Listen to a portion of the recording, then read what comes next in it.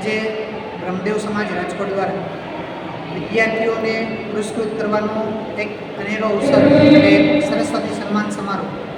આ સરસ્વતી સન્માન સમારોહ દર વર્ષની જેમ ભવ્યાતિ ભવ્ય બને તે માટે આપણી બ્રહ્મદેવ સમાજની જે શિક્ષણ સમિતિની જે ટીમ છે એમણે ખૂબ જ મહેનત કરી અને રાજકોટ જે સમસ્ત બ્રહ્મ સમાજ 400થી પણ વધુ બાળકો છે એમને આજે સન્માનિત કરવાનો અવસર પ્રાપ્ત થયો છે. આજે બહોળી સંખ્યામાં જોઈ શકો છો એમ બહોળી સંખ્યામાં બ્રહ્મ સમાજના લોકો સ્વયંભૂ વધાર્યા છે અને બાળકો આ જોઈને ઉત્સાહિત પણ છે અને એમને પ્રોત્સાહિત કરવાના છે. ત્યારે હું બ્રહ્મદેવ સમાજ વતી એ પધારેલા સૌ વાલી વિદ્યાર્થીઓ બ્રહ્મ સમાજના જે કોઈ પણ સાથી મિત્રો છે એ સર્વનો હૃદયથી આભાર વ્યક્ત કરું છું. આપનું નામ? મારું નામ મિલનભાઈ. આજે બ્રહ્મદેવ સમાજ રાજકોટ દ્વારા સરસ્વતી સન્માનનો કાર્યક્રમ યોજાયો, જેમાં લગભગ અંદાજે 400થી વધુ બ્રહ્મ સમાજના બાળકોને જેમણે સારા માર્ક્સ મેળવ્યા હતા એમને સન્માનિત કરવાનો કાર્યક્રમ હતો. આપ પણ જોઈ શકો છો કે ખૂબ બહોળી સંખ્યામાં સમાજ પણ ઉપસ્થિત રહ્યો. એ બદલ રાજકોટની બ્રહ્મદેવ સમાજની પૂરી ટીમનો હૃદયપૂર્વક આભાર વ્યક્ત કરું છું અને આવું સરસ મજાનો અને સુંદર મજાનું કાર્યક્રમના આયોજન બદલ તમામ પાંખોની મહિલા પાંખ, વરિષ્ઠ અને યુવા ત્રણેય પાંખનો ખૂબ હૃદયપૂર્વક આભાર.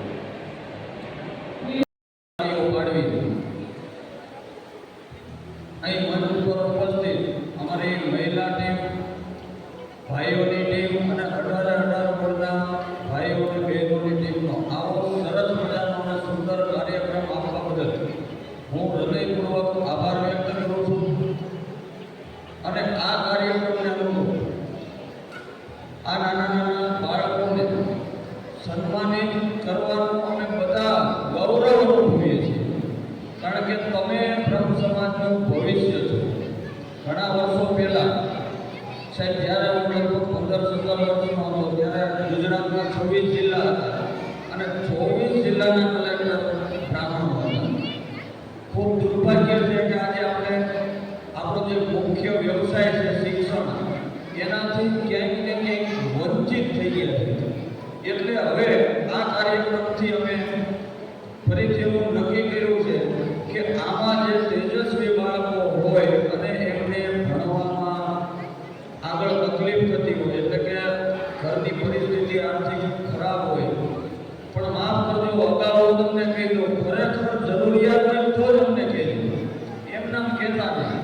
કારણ કે કોઈ એવા બાળકને આપણે ભણાવી અને આપણે આગળ વધારવો છે કે જે આગળ જઈ અને આપણા આખા સમાજનું નામ રોશન કરે. અત્યાર સુધી સિસ્ટમ કેવી હતી કે ઘણા બધા ડોક્ટરો, ઘણા બધા અધિકારીઓ બ્રાહ્મણો હોય, પણ આપણે એની પાસે જાય નહીં, આપણને મદદ કરતા નહીં. મદદ ન કરતા એનું સૌથી મોટું કારણ એ હતું કે સમાજે એને ક્યારેય મદદ કરી નથી. હવે આપણે શરૂઆત કરી છે સમાજથી આપણે મદદ કરવાની, તો આ બાળકો પાસે પણ આપણે એવી અપેક્ષા રાખીએ કે આગળ જઈ અને આમાંથી કોઈ ડોક્ટર બને, કોઈ એન્જિનિયર બને. જેમ અત્યારે અમે રાવલ સાહેબને ભલામણ કરીએ છીએ, સાહેબ જોજો બ્રાહ્મણ છે, એમ આમાંથી પણ ઘણા બાળકોને આપણે કહીએ કે એવી આપણે બધા ભગવાન મહાદેવને આજે પ્રાર્થના કરીએ. શ્રાવણ મહિનો છે, આમાંથી ઘણા બધા બાળકો આગળ જાય, ખૂબ ખૂબ તરક્કી કરે, એમના મા બાપની સાથે સાથે સમાજનું નામ પણ રોશન કરે. અને છોકરાઓ સાંભળો, હલો તમને બધાને ખાસ કહું છું, નાના બાળકોને, કે તમે સ્કૂલમાં જાઓ, તમારી આજુબાજુમાં બીજી ઘણી બધી જ્ઞાતિના બાળકો પણ ભણતા હોય, તમારે એમની સાથે ભણવાનું છે.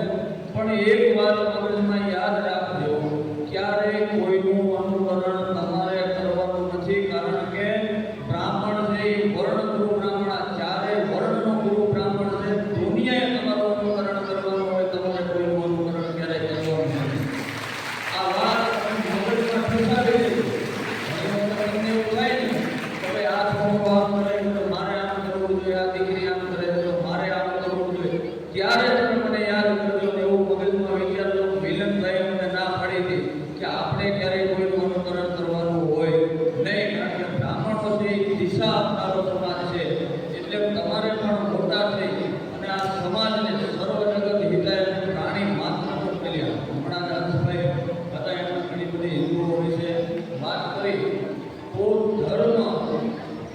જ્ઞાન